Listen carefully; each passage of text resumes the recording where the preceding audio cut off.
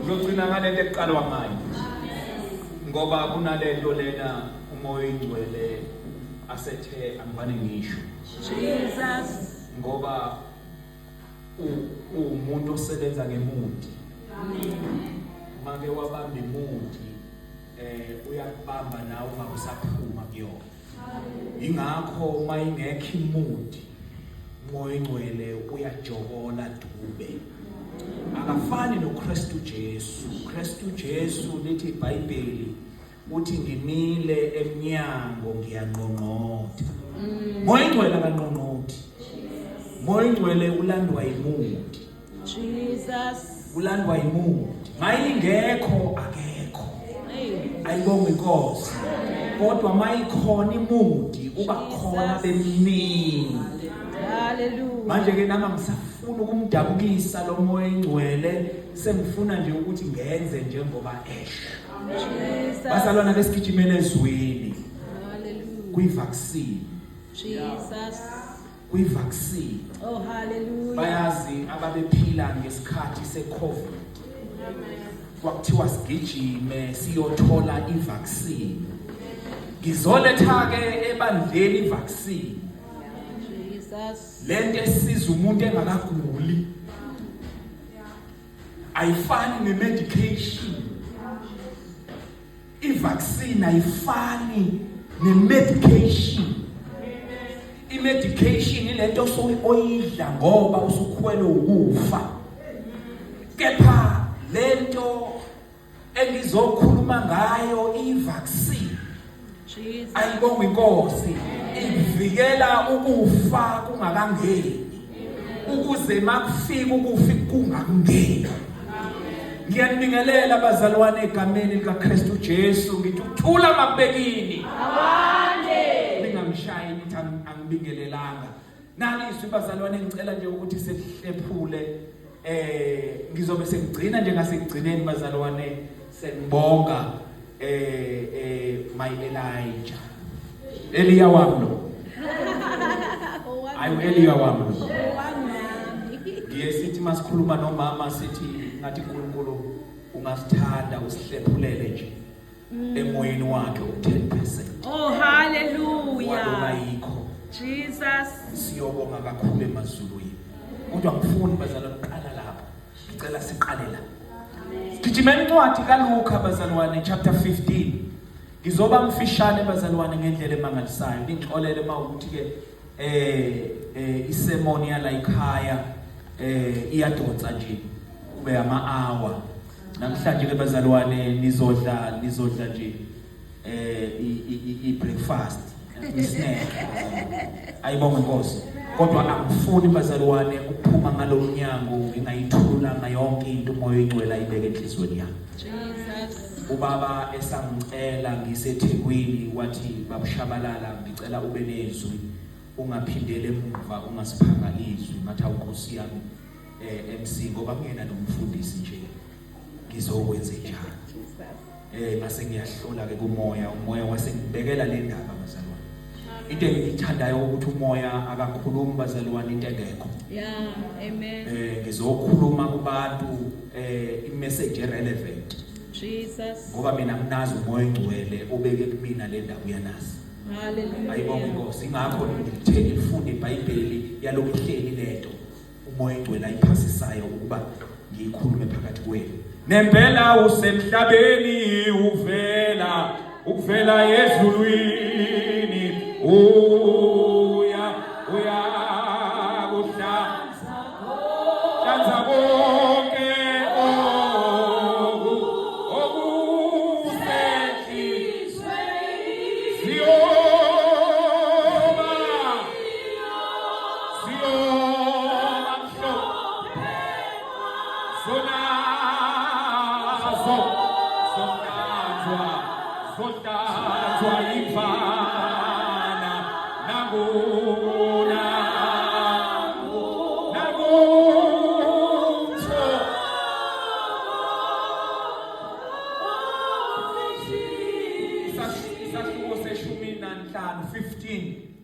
Sizofunda nje amavesi akhethekile bazalwane bese ngiyasuka kule ndawo. 15 Sifunda abazalwane kule ndaba uJesu ekhuluma nabaFarisi nababhali. Kodwa ukuze bayizwe lento ayikhulumayo usexoxa le ndaba abazalwane engizofunda yona. Ayibonge Nkosi. Ngoba kunesithombe ayefuna ukusiveza kuwo. Nami lesi sithombe engifuna ukusiveza kini. Ayibonge Nkosi. Cela ke bazalwane ni connect. Uyabona le hlafule sikulo uhlala umuntu nomoya ingcwele. Uhlala umuntu nomoya ingcwele. Mawufuna ingagauge lento. Ngicela nimoya ingcwele sengikhona ngiyasabela ngicela ukukhulume kimi.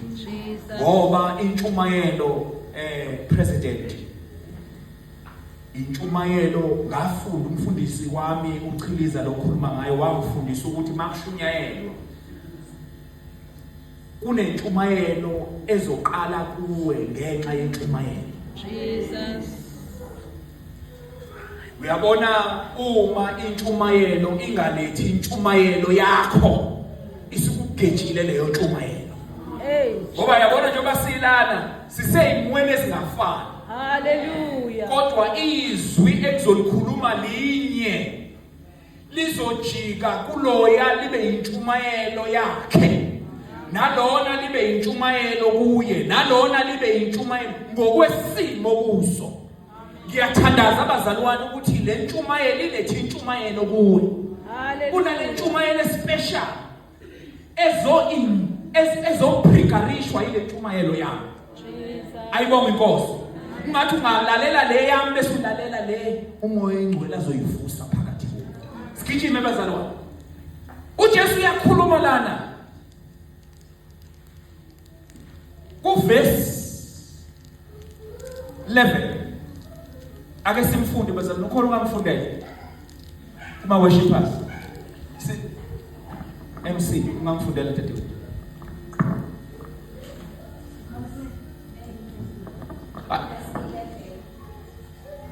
Verse 11 ngizoshiya verse nje bese uyalifunda.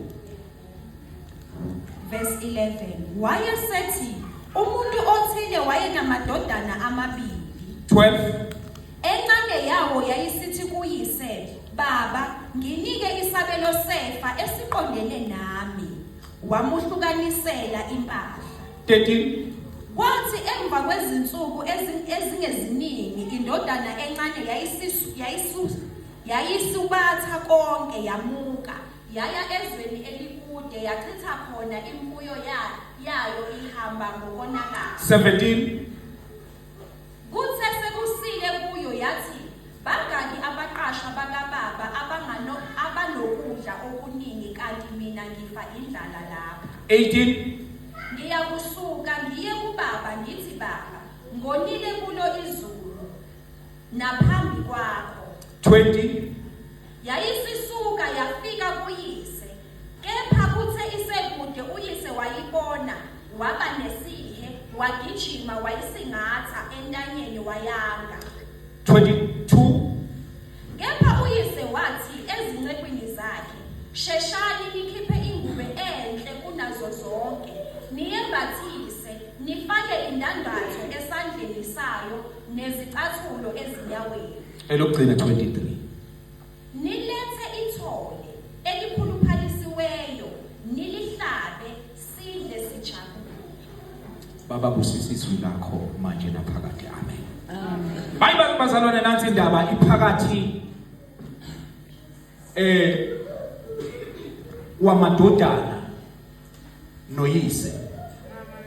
Iphakathi kukayise namadodana. Angifuni ukuyikhuluma le kayise kababa ngoba uJesu kahle kahle wayeletha lesi story president efuna ukubakhanyisela ngoba kubaba kukhona iprotection futhi kubaba kukhona iprovision. futhi kuBaba kukhona uthando, futhi kuBaba kukhona i-compassion, kuBaba kukhona i-forgiveness, kuBaba kukhona i-inheritance. But ngifuna ukuzokhuluma ngomoya owawukhwele indodana encane, ngoba yila kwakunenkinga khona. Inkinga yayingekho kuBaba, inkinga yayisendodaneni encane.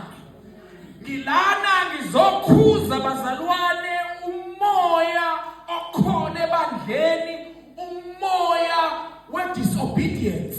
Hallelujah. Ngizokhuza umoya of rebellion, Jesus. umoya wongatshelwa, umoya wongakhuzwa, umoya wongalaleli. Sifunda yonke le ndaba ngenxa yokuthi le ndodana encane yayikhwelwe yilo moya. Ngizokhuza ke bazalwane ukuze ingabi salabikho indodana yolahleko la. Hallelujah. Ingakho uJesu mayekhuluma kwamanye amagospel uthi baba labo nginike bona akukhona oyedwa ozolahleka. Hallelujah.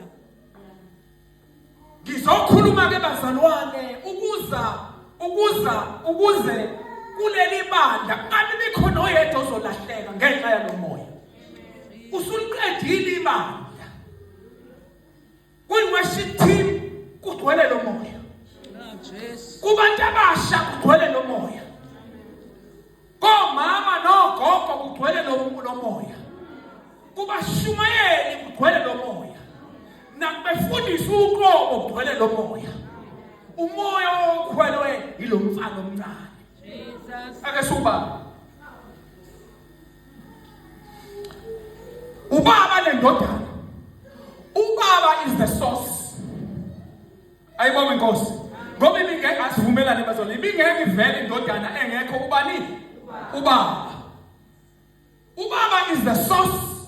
Sengishilo, source of love, source of compassion, source of forgiveness, source of provision, source of protection. Indodana independent. Independent. Dependent. Udepende kuBaba. All along uhleli noBaba. Akayiboni lento. Which is love. Which is forgiveness. Which is provision. Which is everything. Ikhona la ekhaya kodwa akayibo. Hey, Jesus. Ayibonge Nkosi. Uphila phakathi kwayo enjoy kodwa akayibo. Hallelujah. Ayibonge Nkosi. Hallelujah. Manje ithi lento bazalwane. Ubaba is the source. Indodana is the dependent. Udepende kubani? KuBaba. But one day lasifunda khona. Uyafika lo moya. Uyamngena. Oh, Jesus. Ngoba it does not matter ukuthi uzalwa umfundisi. Hey. Uphume ekhaya la kuthandazwa khona. Ubiyelwe wena ngomthandazo.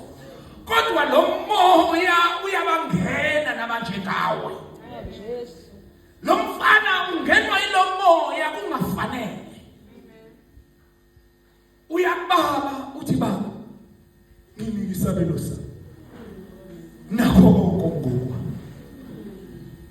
Ngicela ukuhamba manje la ekhaya. Ibambeke. uNkulunkulu mawuya kwincwadi yokuqala kaGenesis. uNkulunkulu edala izulu nomhlaba. Uma edala ofish ukhuluma namanzi. Uthi let there be fish. Ukhomanda amanzi ukuze amanzi adedele ofish. Ngoba ngaphandle kwamanzi ngeke azabe khona ufish. Wakhipha isource ufish uyawubulala. Oh, hallelujah. Wakhipha ufish emanzini, wakhipha ufish kwi-source la uphila khona uyawubulala ufish. Ingakho futhi mayeqhubeka edala edala izihlahla notshani nakho konke okuyimvelo, that is vegetation, ukhomanda inhlabathi uthi let there be vegetation. Ukhomanda inhlabathi ukuthi ikhiphe ini izihlahla notshani. Ayibonge Nkosi. Ngoba ngaphandle kwenhlabathi utshani ngeke kuze kube khona. Wasusa isource eyinhlabathi uzobulala lokhu okuyihlahla notshani. Ayibonge Nkosi. Hallelujah. Manje lomfana ulahlekelwe yileyo yokuthi ngasuka kwisource already amsekho. Ayibonge Nkosi. NoNkulunkulu Genesis 1 verse 27. Uma edala umuntu uNkulunkulu asibahluphe dadewethu. uNkulunkulu mayisedala umuntu he speak to himself. Mayisedala umuntu akasakhulumi namanzi, akasakhulumi nenhlabathi. Lithi iBhayibheli wakhuluma kuye. Wathi masenze umuntu. Genesis 1 verse 26. Ayibonge Nkosi. Hallelujah. Kwase kuvela ini umuntu. Umuntu uvela kubani? Kuyisource engubani? EnguNkulunkulu. Okuchaza ukuthi wasusa uNkulunkulu kumuntu, susisa umuntu ngeke asakwazi kwenza njani uphile.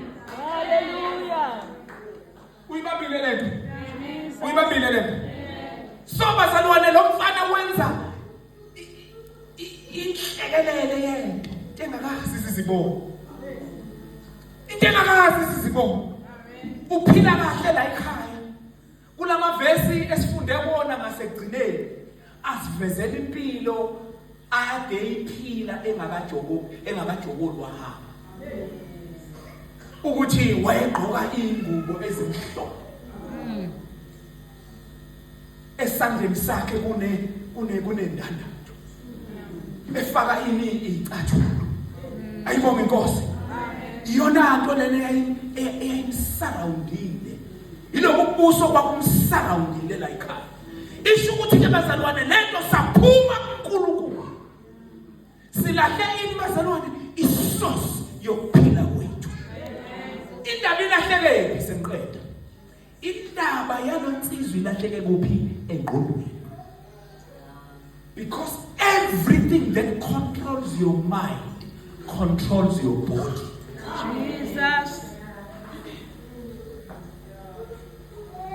Yonke into ebusingqondo yakho icontrol umzimba wakho.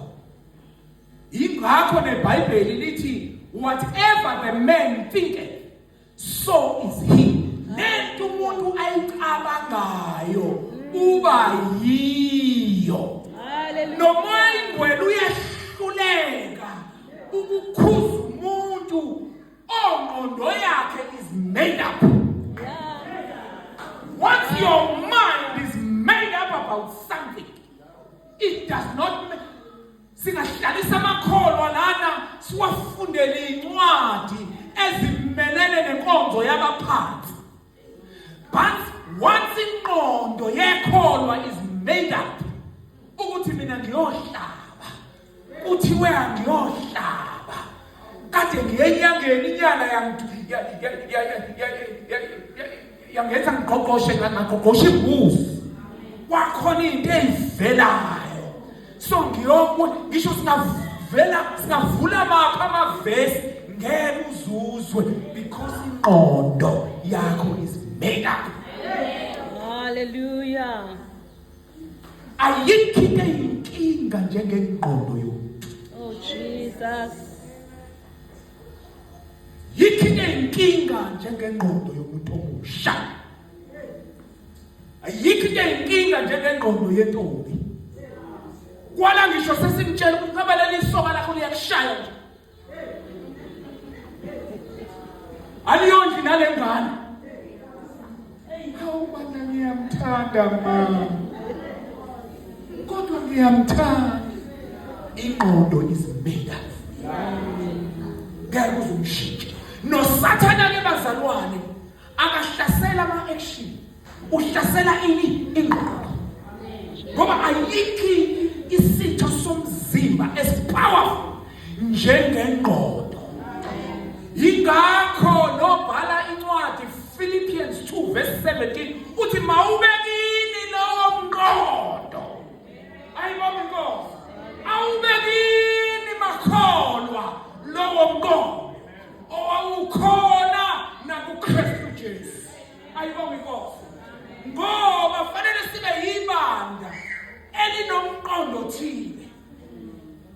Romans 12 verse 2 ningalilingisi lelizwe kodwa makuguqulwe isimo ngokwenziwa ibe yintsha ingqondo. Okuchaza ukuthi waguqula ingqondo, guqula ini isimo.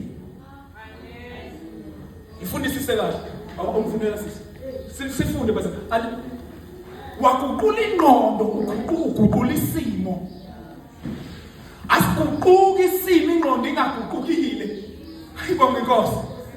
Asiguquki isimo ingqondo makholwa injani ingaguqukile. Ifunda khona ngamfundela. Amen. Romans 12 verse 2. Ningalingisi lelizwe. Yes. Kodwa niguqulwe isimo sokwenziwa. Yes. Ibentsha ingqondo yenu. Guqulwe ini isimo ngokwenziwa ibe yintsha ingqondo. Okuchaza ukuthi ingqondo fanele ibe yintsha bese guquka ini isimo. Hallelujah. Futhi okwesibili ingqondo president ayisindiswa. Kufana nomzimba awusindiswa. Ubona abantu njena bethakadula kanjena ingoba baqhoshe ngemzimba engasoze yasindiswa. Umzimba uyifuni lento esiyizelela. Amen. Awuyifuni. Ngoba umzimba usindiswa. But umzimba uyanikelwa. Umphefumulo usindiswa. Ingqondo bese kanjani iyaguquka. Zibambele zida sibe khona zontathu. Ayibonga inkosi kwashoda okugodwa sekonakele. Ngithini? Umzimba wenze njani? Wenze njani? Yes. Uyanikela umzimba. In other words, umzimba ucelela umusa ukuba uzokwenza lokho. Ayibonga inkosi. Ingqondo yakho nenhliziyo yakho efuna kwenze njani kwenzeke. Ayibonga inkosi. Yabona njengoba ngimdala kangaka umzimba wami ufuna ngihubha amakhosikazi abantu la enyama. Jesus. Umzimba wami. Hallelujah. Ngisho wami. Jesus. Angazi wakho mhlawumbe mawukuthi sekwafimiswa. Niyangizwa bezalwane? Niyangizwa? Owami umzimba ufuna ngiphume lana ngiyohubha ini? Amakhosikazi abantu lapha enyama. But ngenxa yomusa wokuthi mangifike lapha ngifike ngimnukele ngithi Nkosi bona nanku umzimba. Nanku imizwa yalo mzimba. Nalo ukhalo lungehlula Nkosi lahlule. Ayibonga Nkosi. Hallelujah. Amen. Ngoba umzimba awusindiswa. Jesus. Ubona uxabekile kangaka nje usabathe uthi izono asiyekeke ingqondo. Ufuna wena kusindiswe ini? Awusoze wasindiswa. Jesus. Usindiswa ini? Umphefumulo bese kuhlala umoya ingcwele bese uyakulekelela. Jesus. Ukuze ukontroleke lento engakontroleki ihashe eligijimayo emzimba. But ngifuna ukuthi ke bazalwane nomoya ingcwele uyahluleka ukuguqula ingqondo that is made up. Yes. Namu lo mfana abazalwane wenza isimanga semhlala phansi. Wenza isimanga lo mfana. Uzofuna ifa kuyise nesabelo sakhe. Likhona yini ifa bazalwane kumuntu kuba besaphila? Phendulani mazulu. Likhona yini ifa umnikazi wefa esaphila? Ngenxa yokuthi ingqondo yalomfana was made up. Ngiyacabanga bazalwane uJesu akasinikeza ama details ukuthi ngenkathi eyikhuluma le ndaba ubaba wake wakhathazeka wathi hayi mfana wami awukwazi ukukhuluma kanje awukwazi ukushiya ikhaya lakini la ikhaya khona ukuthi nokuthi la ufuna ukuya khona ukhona ukuthi nokuthi awuboni ini ubungozi balento oyicelayo spirit of disobedience moya wongalaleli ngicabanga ukuthi babemkhuza mhlawumbe imini nebusuku lungakafiki usuku lokuthi enze njani uverse 12 la lithi khona wathatha konke ngokwakhe amen esacela nje ngicabanga ukuthi baba wayehlupheka ukuthi hawu Nkosi yami noNkulunkulu kuba njalo na uNkulunkulu kwezenyana kuba njalo ikholwa umuntu omusha osindisiwe mayiseqala enza izinto ezimkhipha kwisource kahle ipower yakho ikuphi ilele kwisource ushilo baba wathi ubona khali insimbi ngenxa yokuthi ziconnectwe kuphi kwisource once kwahamba ugesi yonke lento izokwenza njani izothula ngoba iresponda kumandla atholakala kuphi kwisource lo mfana ke bazalwane ugila isimanga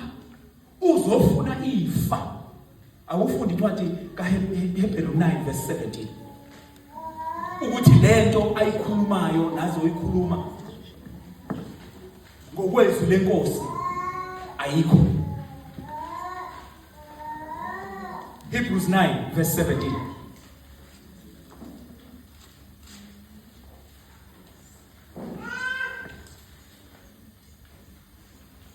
ngokuba iTestamente lisebenza sekufiwe kahle esikhumshweni sesizulu ayiveli kahle but mawufunda ezinye ihumusho neBhayibheli lokuqala alikhulumi ngeTestamente likhuluma ngeinheritance lekuthiwa yiwill yes inheritance iwill ifa qhubeka ke dadewethu ngokuba alize lingaba namandla aqale ngokuba iTestamente ngokuba ifa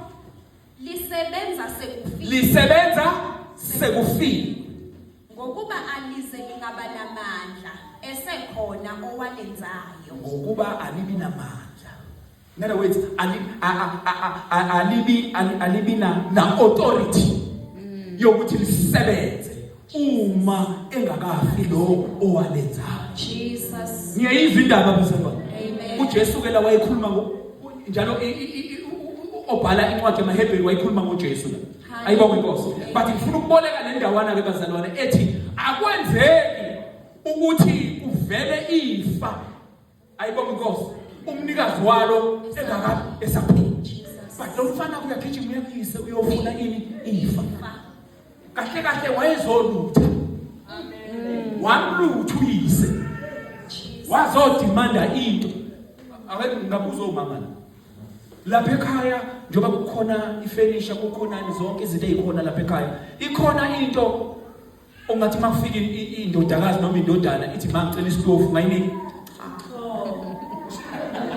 uzosala nani wena ilento eyenzeka kulo mfana uzofuna izinto la ekhaya kuyise saphila uzolutha amen ngoba umoya of rebellion bazalwane ufundisa abantu ukulutha siluthe size siluthe bazalwane nala sizakala khona Jesus sakathe bazalwane okwesibili wenza iphutha bazalwane ukuthi uyathatha lelifa uyahamba uya ezweni elikulisho leBhayibheli wenza iphutha bazalwane uya ezweni enjani lithi iBhayibheli elikude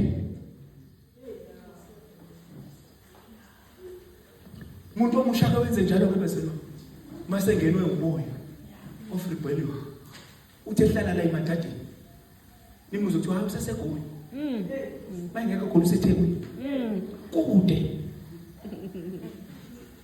ngitshela umoya of rebellion because the distance matters more fire you become, the more vulnerable you are. Ayibonge Nkosi. Amen. Ingakho kulula nje ukuthi umuntu ongenwe lo moya aphume la ekhaya ayokwakha iqhobovana ngale ucingo. Uyamthatha lo moya umgijimise aye ezweni naye angalazi. Lithi iBhayibheli kude. Okusithatha lokugcina. Lo mfana akaze afunde ngendlala. Wafunda kahle amavesi. Lithi kwabe sekuvela indlala. Jesus. Kwabe sekuvela ini indlala. Ngiyacabanga ukuthi naseminyakeni embalwa edlule bikifika indlala. But ngenxa yokuthi under protection yala ekhaya. Ubaba oshawa indlala. Yena kanankinga uphakathi komhlane nembeleko. Ayibonge Inkosi. Uyakuthola ukudla ebusuku nasemini nasekuseni kodwa ngosuku lwendlala. Jesus. Nasesikhathini sendlala. Niyangizwa makhona. Ubaba ohlupheka ngani? Baba uNkulunkulu wethu njalo bazalwane. Ayibonge Inkosi. Yafika isizini yendlala kube uyena ohluphekayo. Ifika izidlule wena ingakuthola. Ngoba you are sheltered under the source. Lo mfana kawafunda isimo esinzima sendlala. Ngenkinga yokuthi ukude usezweni elikude. Lithi walidlifa, walibhukuza, walidla, walibhukuza, walidla, waliqeda. Ngoba ingqondo isencane. Ngoba kwakuthiwa umfana lo oyingakanani emncane. Khona umdala. Mhlawumbe kubaba lento eyenziwa umdala sokuthi hayi mhlawumbe nengqondo mhlawumbe ize big mature. But lento eyenziwa umfana onjani omncane. Akanayo i-understanding yokuthi indlela engidla ngayo ifa enginalo akube indlela phela akulingane nezinga laloko kungenayo. Spending is a function of your income. Ngoba mawudla kubangeli lutho kuzokwenzeka uzophela ngenxa yokuncane bengqondo. Walahlekelwa yilelo qiniso lokuthi ngingayisaphazi lento bekungangeni lutho. But yonke lento yenzeka ngokuthi uye walahla ikhaya. Sengicela ingqondo bazalwane iyona ebusa ama-actions akho. And ama-actions akho alide kwi-habit. Ingakho lezi zinto osuyicabangile waqala wazenza zenzeka njalo. Bona umuntu oseqale wangena kuma-drugs. Ngisho yawabona ukuthi awupoison kuyena. Kodwa awayekeki ngenxa yokuthi lento isiyakhele yazenza lento ekuthiwa yini i-habit. Lento yokwenza into ngisho ungayithanda. But iqalwe yini? Makudlula kuma-habit bese uzaleka i-character. Uzaleka i-character. Yabona nje masithi nje nangu babushabalala umthakathi. Suke sesikhuluma ngoba babushabalala ne-character. Nalento ayiyo seyahluleka ukuyifihla manje. Isidlulile kuyi-habit. Isiyinto ayiphilayo emini nasebusuku. Akunankinga abantu bayambona noma bambona. Uyabona isidakwa sidakwa sibhuquze sibuyele ekhaya la sitshelwa khona ukuthi hey wena sikhathele ukudakwa kwakho. Ngoba lento basho njalo eculweni bathi ayiyekeki. Ngoba sekuyi-character. Then once it reaches that point, it's your destiny. uNkulunkulu nasembusweni kaNkulunkulu ayikho scrapyard. There is no scrapyard. Nabo buhle bazalwane nabo khona. Ayikho scrapyard. Nabantu abone bona kwaze kwafika kulamazinga abaka. There is no scrapyard for them. There is no rubbish bin for them. Sengihlala phansi ngifuna ukuthi nabanjengawe bangalungiswa. Nabanjengawe bangalungiswa. It does not matter ukuthi uyaphi. Ku verse 21 22 lithi iBhayibheli yathi iqhamuka indodana. Lithi iBhayibheli ubaba wayibona. Wayibona. Ngizothi kuwena namhlanje isimo sakho singashintsha. Isimo sakho singashintsha. Yes. Nangasubuyele ekhaya. Athi umhlabeleli buya buyele ekhaya. Usukulibala buyele ekhaya. Bathi bazalwane kuyisikhathi lesi la akuselula ukubuya. Ngiyayibuka beni TV. Uyabona laba lethu amaphana akusabuyeleki ekhaya. Ingakho my point of departure ukuthi singaphumi bazalwane. Ngoba ama chances okubuya mancane. Akhona kodwa wona